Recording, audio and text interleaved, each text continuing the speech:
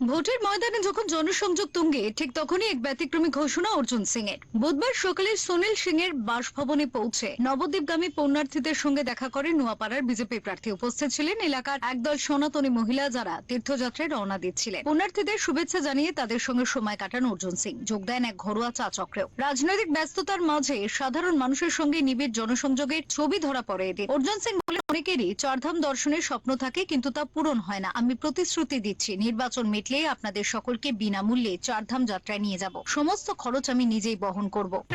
আপনি সামিল, তার পাশাপাশি বিভিন্ন জায়গা হয়ে এই মাত্র আপনি এসছেন সন্ধ্যার, এখানেও সব মিলিয়ে সকালটা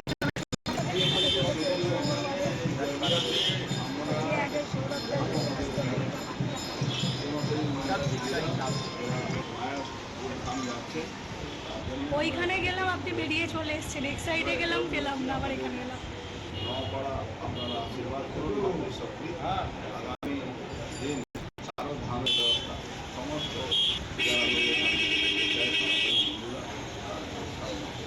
এই ঘোষণায় উচ্ছ্বাস দেখা যায় উপস্থিত পুণ্যার্থীদের মধ্যে। দীর্ঘক্ষণ তাদের সঙ্গে কথা বলেন অর্জুন সিং, শোনেন তাদের অভিজ্ঞতা, ভাগ করে মুহূর্ত। সেখানে যোগ দেন অর্জুন সিং, জগদ্দলের বিজেপি প্রার্থী রাজেশ কুমার সহ অন্যান্য বিজেপি নেতৃত্ব। চা চক্র থেকে চারধাম, নির্বাচনের আগে আবেগ ছুতে বড়বাজি অর্জুন সিং এর। এখন দেখার ভোটের ফলাফলে এই প্রতিশ্রুতির কতটা প্রভাব পড়ে। ফেরো রিপোর্ট, চ্যানেল 10।